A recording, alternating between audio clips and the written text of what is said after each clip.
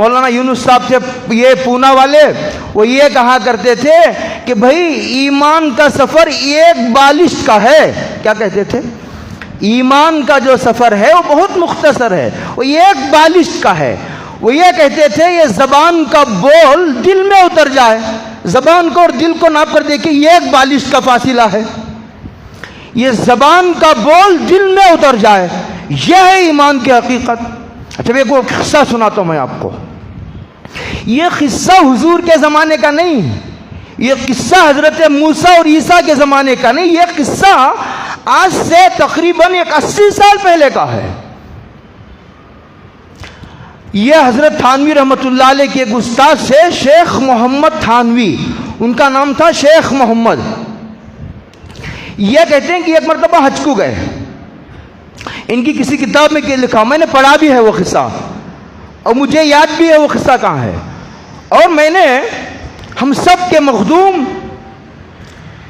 تبلیغی جماعت کے دوسرے حضرت جی یوسف صاحب رحمۃ اللہ علیہ کے بیان میں نے خود سنا بھی ہے اسے. بڑا عجیب و غریب عبرتناک واقعہ ہے. کہتے ہیں شیخ محمد تھانوی کہتے ہیں کہ ایک مرتبہ میں مکہ گیا حج کے لیے.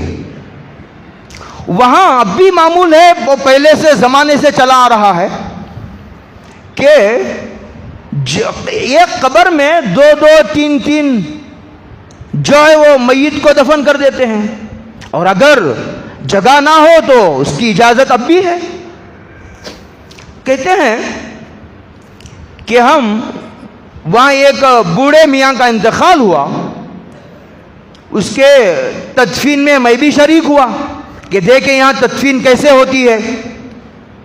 دفن کر دیا گیا، اور جب دفن کر کے ہم لوٹے، کہتے ہیں ابھی تھوڑی دیر ہوا تھا ایک اور جنازہ آیا.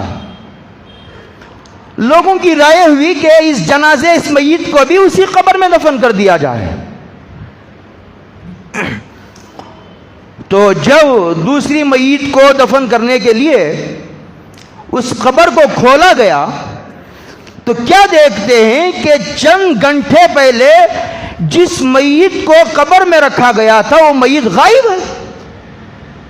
اس لیے کہ جو اس میت کو رکھنے والے تھے وہ دوسرے جنازے میں بھی شریک تھے. دیکھا ارے اللہ، اے رب العالمین، یہ مولا کیا ہو رہا ہے، کیا ماجرا ہے کہ چند گھنٹے پہلے جس بوڑھے کو ہم دفن کر کے گئے اس کی میت تو غائب، اور وہاں ایک خوبصورت لڑکی کی میت رکھی ہوئی ہے. بڑا عبرتناک واقعہ ہے. ہاں یہ جو نجات ہوگی نا وہ زبان کے بول پر نہیں ہوگی، دل کے ایمان پر ہوگی. اسی لیے قرآن میں آتا ہے دل میں اگر نفاق چھپا ہوا ہے تو قیامت میں فیصلہ کرنے سے پہلے وہ نفاق نکال کر جس کے حق میں فیصلہ کیا جا رہا ہے اس کو دکھایا جائے گا. دیکھو یہ تمہارے دل میں نفاق ہے، دکھا کر اس کو پھر جہنم میں بھیجا جائے گا. الٹف فیصلے نہیں ہوں گے میدان محشر میں، دلیل کے ساتھ فیصلے ہوں گے. تو بعد اللہ تو سارے لوگ جھانک جھانک کر ہجوم غل ہوا، ہجوم مچا، ہنگامہ برپا ہے، قیامت برپا. ارے اللہ یہ کیا ہوا؟ چند گھنٹے پہلے جس بوڑھے میاں کو دفن کیے تھے ان کی میت تو غائب، ایک لڑکی کی میت یہاں موجود ہے. اتفاق سے ایک فرانس کا حاجی بھی اس حج میں شریک تھا. جب غل ہوا، ہنگامہ شور برپا ہوا، وہ بھی اس نے بھی جھانک کر کے دیکھا اور جھانک کر کے کہا اللہ یہ کیا ہوا؟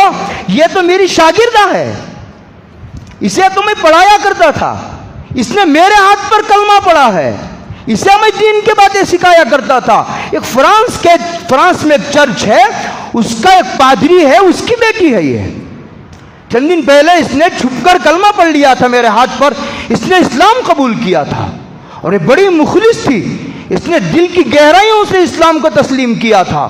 یہ حقیقت تو سمجھ میں آ گئی. اچھا بعد میں ایسا ہوا کہ لوگوں نے کہا کہ بھائی تم ٹیلی گرام بھیجو فرانس کو کہ اس کی حقیقت معلوم ہو. اس کے بعد ایسا ہوا کہ ٹیلی گرام بھیجا گیا، یہ فونوں کا زمانہ نہیں تھا. خط روانہ ہوا فرانس کو، تو اس نے کہا کہ میں اس کا استاد ہوں، میں یہاں حج میں آیا ہوں مکے میں، جہاں چند گھنٹے پہلے ایک بوڑھے میاں کو دفن کیا گیا تھا، اس کی قبر میں آپ کی بیٹی کی لاش موجود ہے۔ اس نے کہا توبہ تو اللہ اللہ، یہ کیا عجیب معاملہ ہے۔ تو اس کے بعد اس نے جو ہے تصدیق کے لیے اس لڑکی کی قبر کو کھودا گیا جس کا انتقال فرانس میں ہوا تھا اور جس کو فرانس کے قبرستان میں دفن کیا گیا تھا، اس کی قبر کھولی گئی۔ قبر کھولی گئی تو کیا دیکھنے والوں نے دیکھا کہ وہاں اس لڑکی کے میت کی جگہ اس بوڑھے میاں کی لاش رکھی ہوئی ہے جس کو مدینہ مکے میں دفن کیا گیا تھا۔ اللہ نے بعد میں تصدیق کے لیے اس کی فوٹو کھنچوا کر اسے مکہ بھیجا گیا، تو لوگوں نے تصدیق کی کہ ہاں یہی ہے۔ بات یہاں تک تو ثابت ہو گئی، ہاں یہ لڑکی اس کی ہے، اور وہاں جس قبر میں جو بوڑھا سویا ہوا یہ وہی بوڑھا ہے جس کو مکے میں دفن کیا گیا تھا۔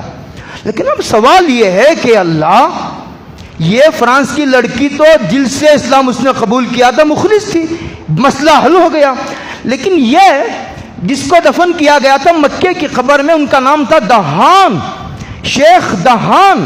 دہان کہتے ہیں تیل بیچنے والے تیلی کو، بوڑھے ہو گئے تھے، ضعیف العمر تھے، تو سارے لوگ شیخ حرم کے پاس گئے۔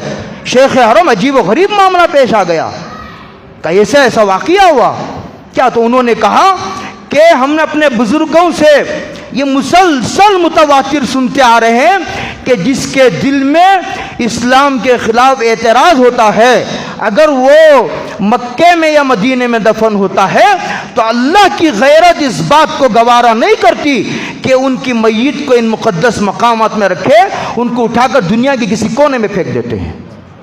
شیخ حرم نے کہا اللہ کی یہ سینکڑوں سالوں سے اللہ کی یہ سنت ہے۔ اللہ اکبر۔ شیخ حرم نے کہا، اس کے بعد یہ مشورہ ہوا، ان کے بیوی کے پاس چلتے ہیں، گھر کو گئے، پردہ کرایا گیا۔ پردے کے بعد پوچھا کہ تمہارے شوہر کیا گناہ کرتے تھے؟ انہوں نے کہا نہیں، کوئی گناہ نہیں کرتے، صوم و صلات کے پابند تھے۔ لوگوں غور سے سنو، بیوی نے کہا صوم و صلات کے پابند تھے وہ، اور بڑے نیک اور دیندار تھے بیچارے، لیکن انہوں نے کہا نہیں کوئی نہ کوئی بات ہے۔ شیخ حرم مصر ہو گئے، اڑ گئے، نہیں بتاؤ، کوئی نہ کوئی بات بتاؤ۔ تو بیوی نے کہا ایک بات ہے لیکن میں سب لوگوں کے سامنے نہیں بیان کر سکتی، تم ذرا پردے میں آ جاؤ۔ تو تنہا ایک طرف ہو گئے، تو اس نے کہا کہ جب یہ مجھ سے ہم بستری کرتے تھے، جب فارغ ہوتے تھے، تو انہوں نے کئی مرتبہ یہ کہا کہ عیسائیوں کے ہاں بیوی سے ملنے کے بعد غسل فرض نہیں ہے، یہ عیسائیوں کا طریقہ اسلام سے اچھا ہے۔ اللہ اکبر، اللہ اکبر۔